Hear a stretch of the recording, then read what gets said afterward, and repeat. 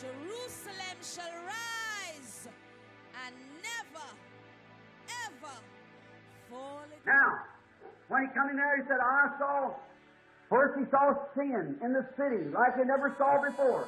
And he saw Jerusalem. Now remember, it was designated only to the Jews. Not the Gentiles, the Jews. And their capital, Jerusalem. Shall rise. She shall be built in paradise. This is the age. When I came into office, I promised to look at the world's challenges with open eyes and very fresh thinking. We cannot solve our problems by making the same failed assumptions and repeating the same failed strategies of the past.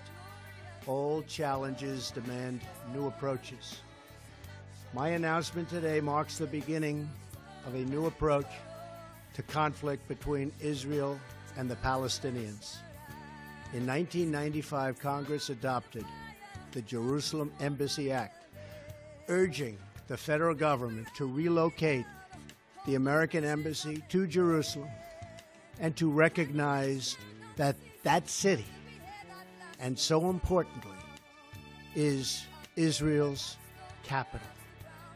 This act passed Congress by an overwhelming bipartisan majority and was reaffirmed by a unanimous vote of the Senate only 6 months ago.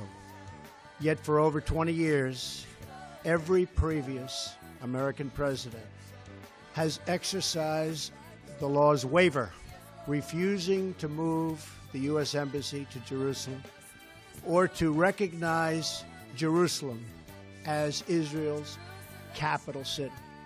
Presidents issued these waivers under the belief that delaying the recognition of Jerusalem would advance the cause of peace. Some say they lacked courage, but they made their best judgment based on facts as they understood them at the time. Nevertheless, the record is in. After more than 2 decades of waivers, we are no closer to a lasting peace agreement between Israel and the Palestinians. It would be folly to assume that repeating the exact same formula would now produce a different or better result. Therefore, I have determined that it is time to officially recognize Jerusalem as the capital of Israel. While previous presidents have made this a major campaign promise, they failed to deliver. Today, I am delivering. I've judged this course of action to be in the best interests of the United States of America and the pursuit of peace between Israel and the Palestinians. This is a long overdue step to advance the peace process and to work towards a lasting agreement. Israel is a sovereign nation with the right, like every other sovereign nation, to determine its own capital. Acknowledging this is a fact is a necessary condition for achieving peace. It was 70 years ago that the United States under President Truman recognized the State of Israel.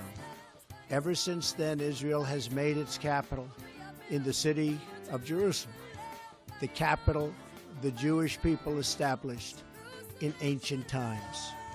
Today, Jerusalem is the seat of the modern Israeli government. It is the home of the Israeli parliament, the Knesset, as well as the Israeli Supreme Court. It is the location of the official residence of the Prime Minister and the President. It is the headquarters of many government ministries. For decades, visiting American presidents, secretaries of state, and military leaders have met their Israeli counterparts in Jerusalem, as I did on my trip to Israel earlier this year.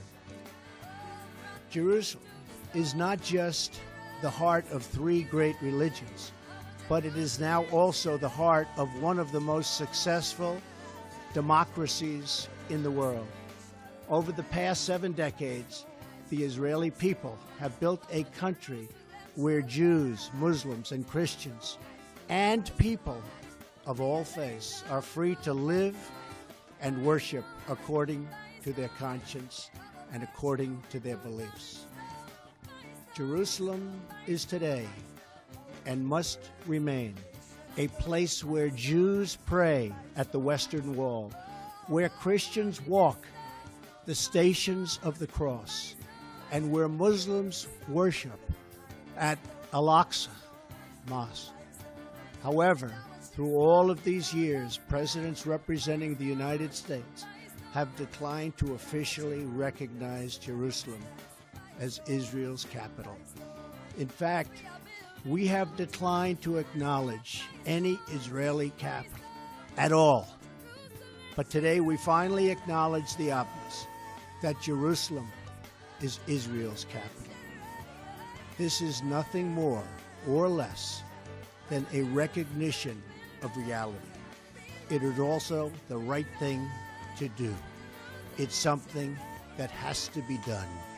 That is why, consistent with the Jerusalem Embassy Act, I am also directing the State Department to begin preparation to move the American Embassy from Tel Aviv to Jerusalem.